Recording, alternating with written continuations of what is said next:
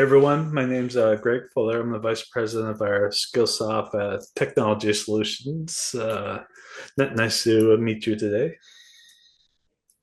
And I am Ben Watson, Chief Commercial Officer from AI Certs. Both Greg and I are Canadians. Greg is actually in Canada. I am a Canadian living in Raleigh, North Carolina. So we're super excited to have everyone join us today. Greg, kind of a fireside chat. What are we going to talk about today? Yeah, so we're going to talk about the AI-powered HR evolution. So we're going to maybe talk about some topics that stretch our minds a little bit, but really think about how we need to innovate, evolve in the HR function as we kind of get used to this new AI world we all live in. I like as a preview for everyone in this session. Notice the interesting title, Genetic Scaling Strategies. Okay, so this is in the back half of today's session. But I often don't see the word genetic scaling when it comes to either AI or even HR. So, Greg, we got some interesting slides we're going to take people through today. Yeah, absolutely, Ben. And here's a little visual to level set for today. Oops, did I close the PowerPoint? No, I still see it. Okay, I lost it. Just a sec. Too many screens.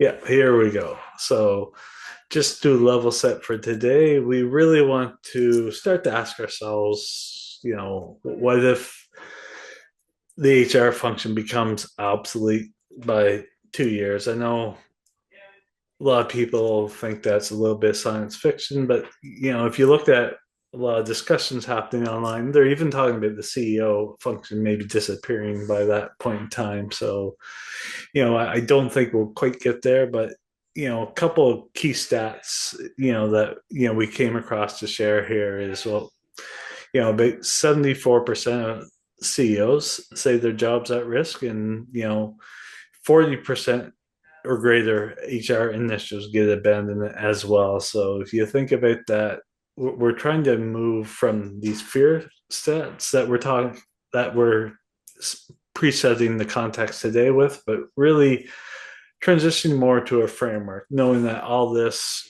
change is happening. How can we actually start to build a framework to help us get ready for these rapid changes? Yeah, 100%. It's funny, like the color coding on the slide is so good, right? On the left-hand side, Mm, it's all gray mm, and dismal, right? Like what happens if we're, obsolete? But it mm, reminds me of Darwinism, right? This notion of adapt or die, right? yeah. And I don't think there's, oh, it's all doom and gloom. But like you said, Mm, okay, guys, we're going to have to change, right? And we're going to have to do some fairly significant changes. Let's think about that framework and how we're going to mm, take people from, doing nothing to giving them a plan of that change. mm. Yeah. And I have a lot of conversations about AI, and the question that always comes up is my job at risk? And my answer always is, well, it is at risk if you don't really adopt AI and start to add it to your tool set. Because if we think about the future, it's not whether a job's at risk, it's whether we'll be replaced with someone that's a little bit better using AI than we are today. Yeah, it's that classic quote, right? AI is not going to Yeah. replace you. You're going to get replaced by someone who's using AI. I think that's a great Yeah. example. Yeah. And when you think about where we are from an HR perspective, there's really two things we need to really think about.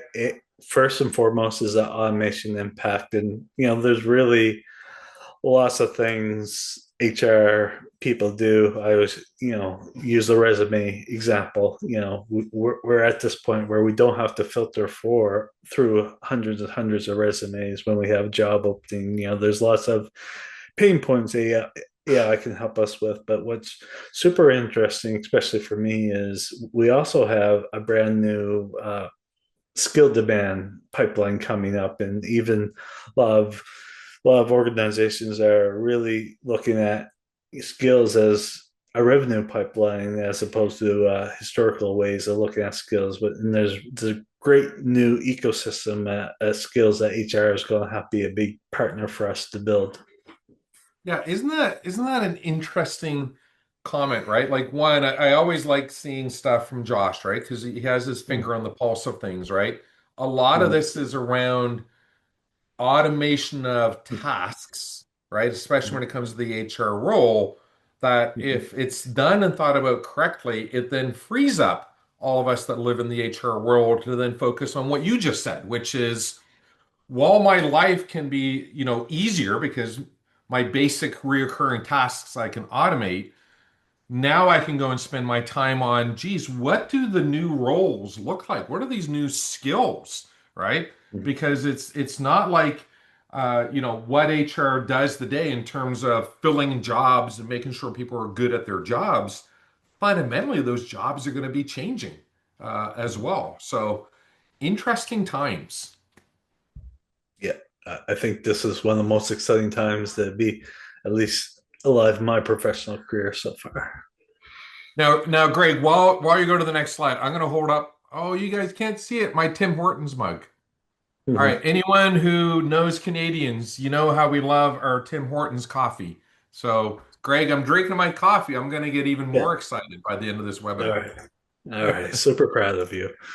So, and when we look at kind of how we look at traditional linear scaling for HR, it's been very much of a talent acquisition, staff acquisition mindset where we actually have, you know, maybe 100 people to one, HR representative. Now, all business functions have a lot of pressure. And when we think about what we're going to really dive into is what we call genetic scaling. We can really decouple that traditional ratio that we've always historically tried to follow, and that can scale to 200 or 400, and maybe 2 years from now we're talking about 1000 to 1 scale as well.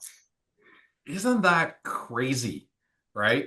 Like just the sheer increase in coverage, right? That's good aspirational goals, right? Yeah. Can you do more with not having to proportionally increase people? All right, let's see how we're going to do this. All right. So when we think about, some of the fears, some of the kind of hesitation we have in the HR world, there's really three kind of what I call macro fears. There's job displacement, which, that really applies to programmers, it applies to marketing. We're all a little bit anxious about what does AI mean from a job displacement perspective. And even with last slide, we said, well, obviously, as we scale, maybe we need less HR people. So that is a real fear that a lot of people are losing sleep over. Now, the other big thing is skills gaps as well. If you look at the HR function, a lot of university or MBA curriculum has more or less followed a very similar kind of skill approach for many years, but now we're kind of in this phase where we have this huge skills gap that we have to you know upskill ourselves too, so that we can help ourselves be part of the future as opposed to the past. And then the other thing that a lot of HR people are afraid about is what we call the career ceiling. Like, how far can I go within the HR organization? There's only so many levels, compared to maybe engineering function, for example. And a lot of people are losing a lot of sleep of what if I can't keep up? What does that mean to my career growth as well?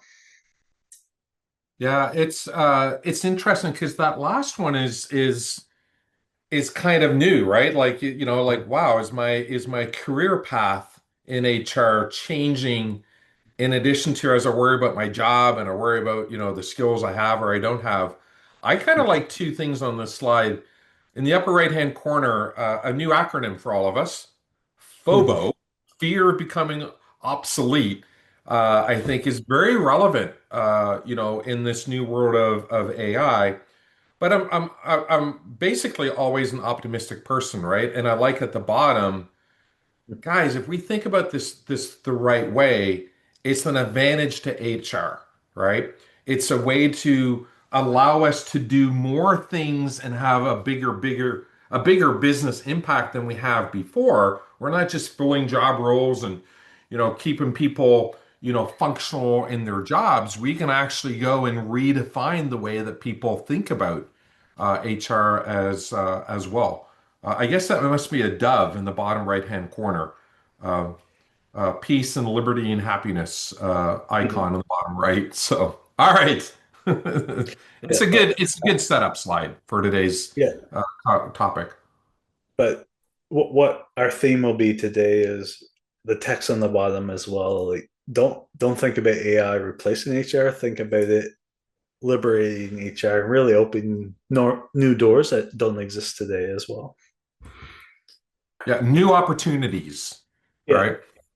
yeah, and as we explore this, what we would talk about the HR, what we call the HR's dirty secret. What we call the activity trap, and it's been historically what we call a little bit dated metrics, like how many training hours have been delivered, how many positions filled, what is our employee satisfaction metric, and those are the old school metrics that we've traditionally tracked, but they're starting to fade away, and there's lots of new metrics. Time to productivity. A lot of customers I work with, they're trying to take someone from the point of hire all the way to the time to productive, and they're looking to partner with organizations that can improve that by 1-2%.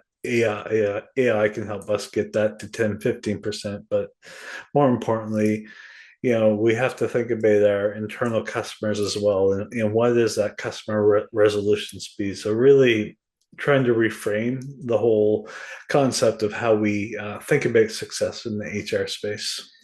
Now, Greg, you work, I mean, Skillsoft, right? Dominant Yeah. in the world of education, especially professional education. You talk to customers all the time. What's your sense when you talk to HR people, how many of them are really, really old school versus how many are more modern? What's your sense of that gap? Uh, I'd say it's probably still 80 to 90% old school and still 10 to 15% in that modern range. It's rapidly changing because HR have been part of these AI upskilling journeys, and they've kind of taken a back seat so far, and now it's time to take that front seat. They've been making sure their engineers, their IT functions, all the other groups have been getting this AI upskilling. Now it's time for them to say, okay, you guys, we have a good program in place. Now it's time for me to take the lead, as far as this new way of thinking. Interesting. Yeah, I would agree with that. Like it's funny. Many of the people in the HR world, they haven't had a need to change, right? Even as the company around them changes and the company's using new technologies and there's new roles and all the rest, the notion of what HR does, there hasn't been a really big need to do this change. So all of a sudden, you got a mass of HR professionals who have to very quickly move into this new world. And I like what you said, at the beginning of this slide. HR, we usually think of HR from, the point of hiring to the time of impact, right? So, and their whole goal has been, decreasing that time, while meanwhile, all of us in the HR world, we need to accelerate things as well. So time is going to be a real common theme, I think, throughout today's session, right? How do we move faster and more effectively in a proactive way? Because AI technology, meanwhile, is continuing to outpace all of us, let alone those of us focused on the HR role. Yeah, absolutely. And just to preview some of the back half of our talk, and let, won't just be about time efficiency, but also value to the organization as well. Okay, now we're gonna start to talk about this term that we've been hinting at the whole time is genetic scaling. What is this? What's the promise, and how does this really impact HR? And when we think about, we're all being asked to scale regardless of our business function. And what really helps with scaling is less about linear additions, but how can we actually self-replicate processes, whether that be